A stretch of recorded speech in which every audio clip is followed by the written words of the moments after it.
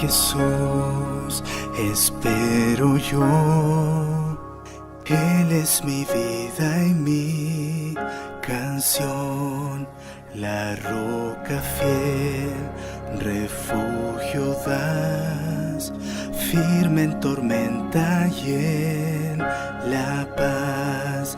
Tan grande amor que tú me das, cuando hay temor o en la maldad, a mi alma das seguridad.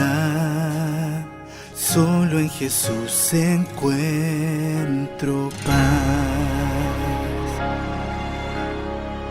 Solo en Jesús, que se entregó todo el poder de Dios en él, regalo que fue por amor, vino a salvar al pecador. Allí en la cruz, cuando él murió, el plan de Dios allí cumplió. Toda maldad que él cargó y con su muerte me libró.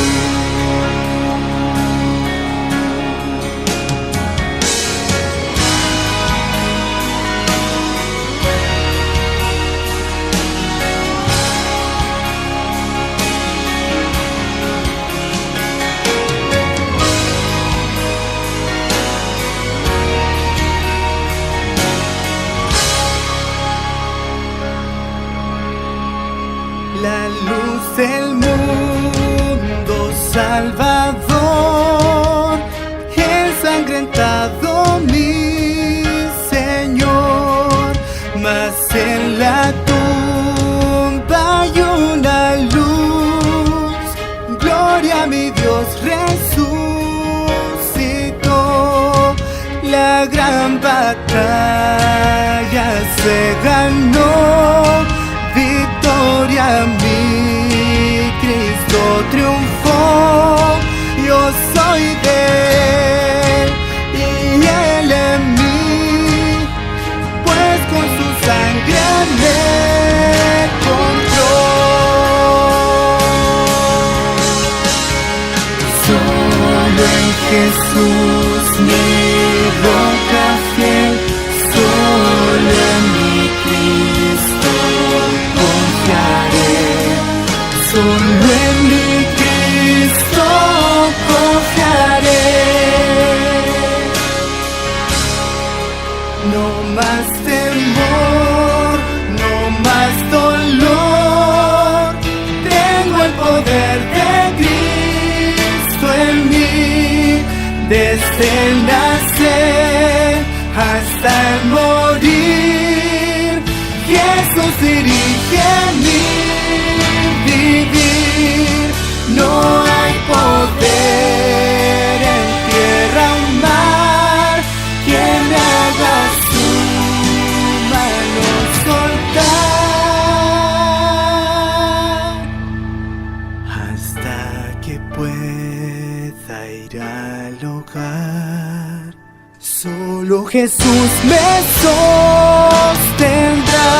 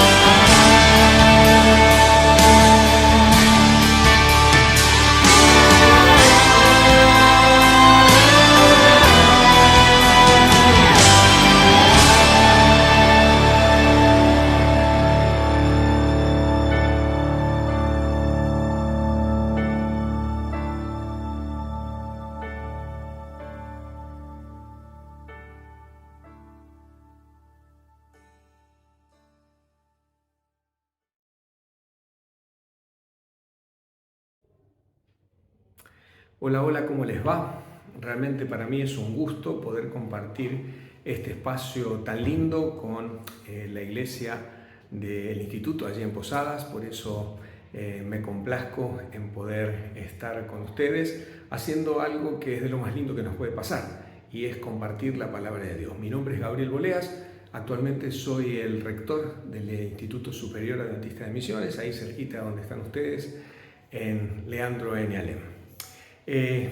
Quiero compartir con ustedes un episodio de la Biblia, son varios pasajes que nos sirven para darnos cuenta de la importancia de colocar las cosas en el lugar que corresponde.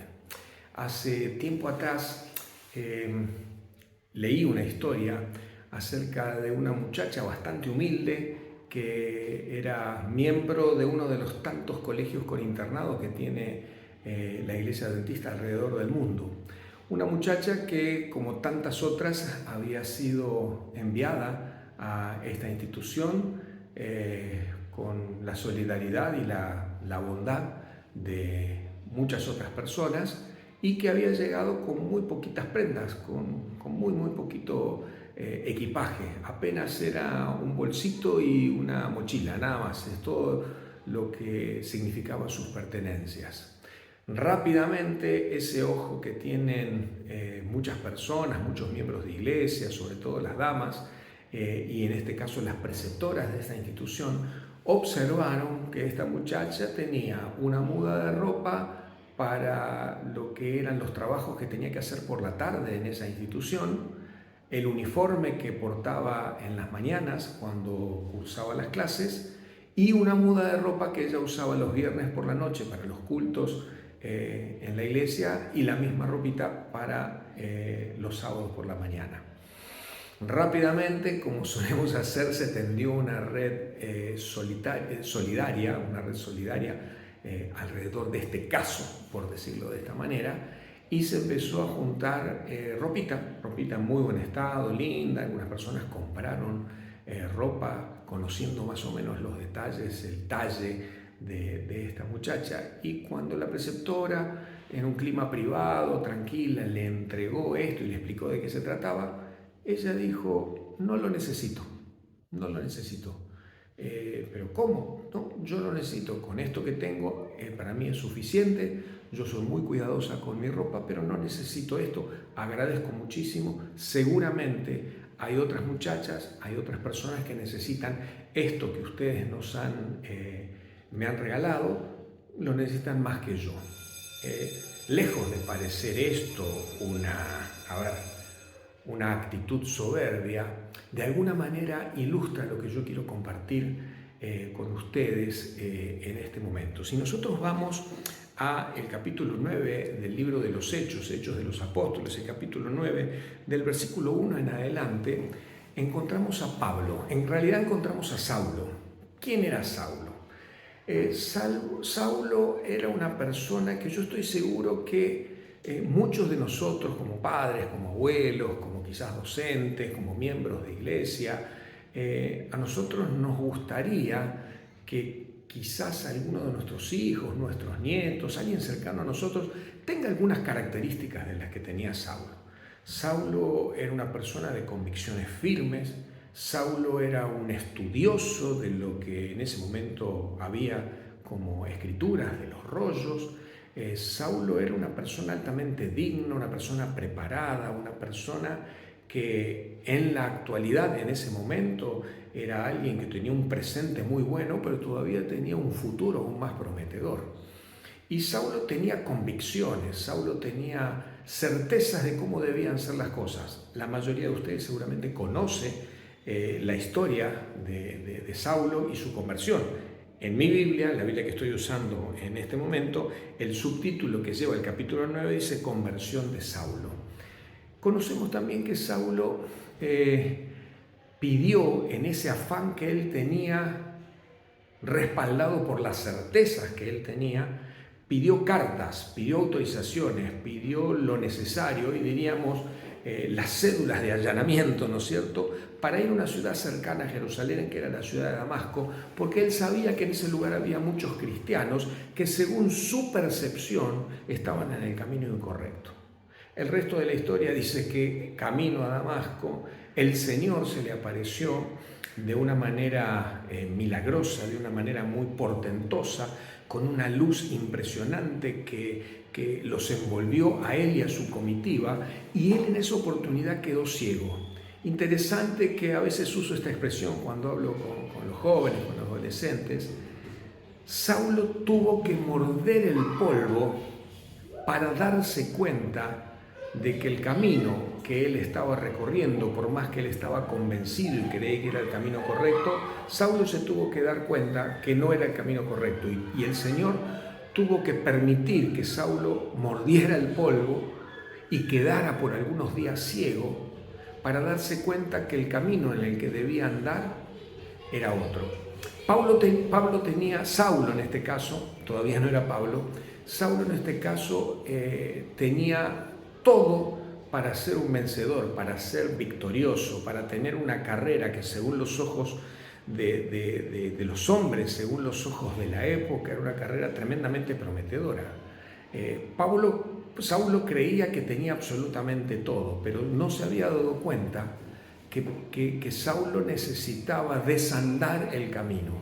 De alguna manera los que somos profesores, los que somos docentes, entendemos que el arte de que alguien aprenda algo muchas veces tiene que ver con desaprender algunas cosas. Y suena raro, pero sí, muchas veces para aprender algo yo tengo que desaprender otra cosa, tengo que librarme de cosas que me impiden aprender lo nuevo. Y eso es lo que le pasaba a Saulo. Eso es lo que le pasaba a Saulo. Él tenía que vaciarse de preconceptos, de maneras cerradas en las que él había entendido algunos pasajes o algunos episodios de las Escrituras conocidas hasta ese momento, para poder, ahí sí, comenzar a ser Pablo, a renacer a una nueva persona con nuevos objetivos y con una misión totalmente diferente.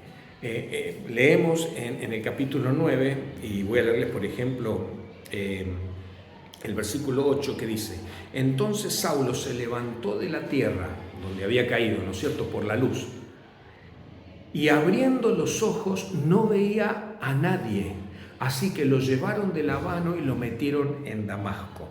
Y es interesante que el versículo 9 dice que en Damasco estuvo 3 días sin ver y no comió ni bebió.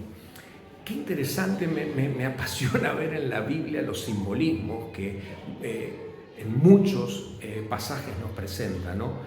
Saulo necesitó 3 días de oscuridad, 3 días de no ver para afuera y 3 días de ver para adentro, 3 días de dejar de pensar en lo que él creía que era correcto, de pensar en lo que él creía que tenía y poseía, porque él se creía dueño de la verdad, para despojarse de eso y empezar a ver para adentro y examinarse. Dice Elena de White, en el libro justamente Hechos de los Apóstoles, que eso fue una especie de retiro espiritual para él, donde él pudo repasar todo lo que tenía que ver concerniente a la venida del Mesías y todo lo que el Mesías tenía que pasar. Y repasando eso en esa oscuridad, en ese retiro espiritual obligado en el que Saulo tuvo que estar sometido, para nacer, dejar de ser Saulo, dejar de pensar que él tenía y poseía la verdad, para ahora sí aferrarse a la única verdad, que era la que Dios le había mostrado a través del repaso en ese retiro espiritual de 3 días sin ver en Damasco. Salteo varios versículos y es interesante que el Señor manda a Ananías, voy a leer el versículo 17, y dice que fue entonces Ananías y entró en la casa donde estaba Saulo en este retiro espiritual, ¿no es cierto? Y poniendo las manos sobre él, dijo: hermano Saulo, el Señor Jesús, que se te apareció en el camino por donde venías, me ha enviado para que recibas la vista y seas lleno del Espíritu Santo.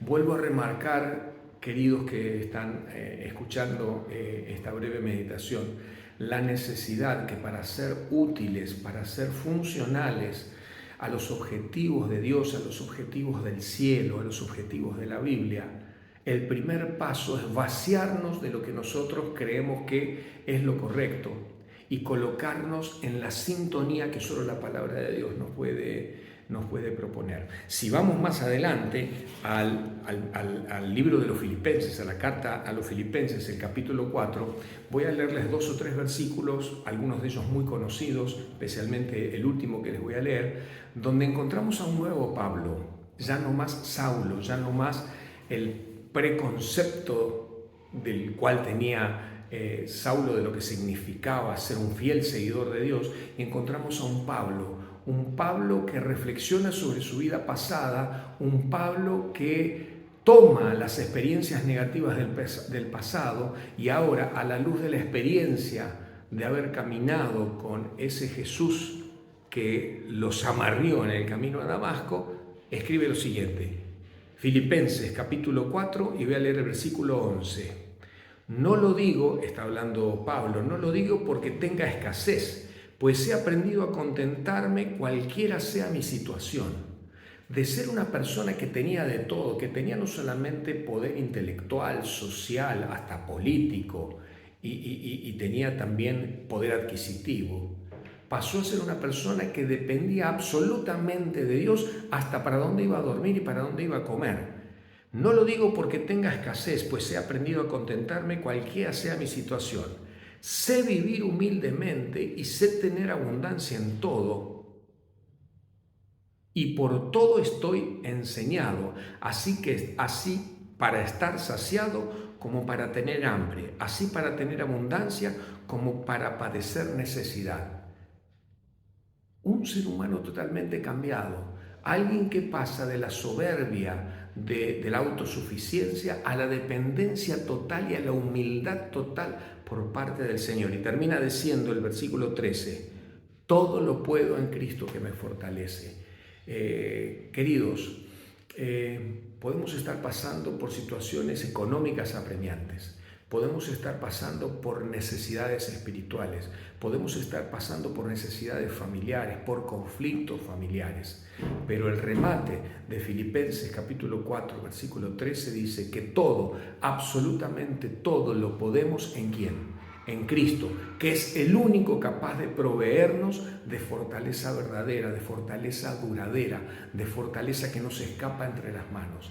Queridos, al igual que la chica del comienzo de esta historia que les relaté, seamos cuidadosos de lo que pensamos que creemos que necesitamos.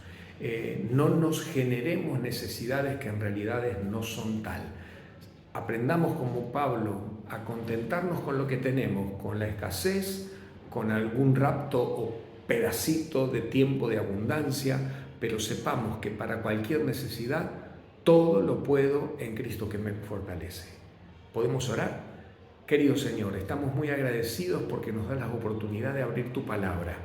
Y cuando abrimos tu palabra, nunca salimos de la misma manera. Y por eso, Señor, hoy, al cerrar este día, nos ponemos en tus manos de amor y deseamos tener siempre la firme convicción que frente a cualquier necesidad, a cualquier circunstancia, a cualquier momento de escasez o que falten no solamente los recursos materiales, muchas veces faltan los recursos emocionales. Todo lo podemos en nuestro amado Cristo Jesús que nos fortalece. Oramos en su nombre, Papá Dios. Amén.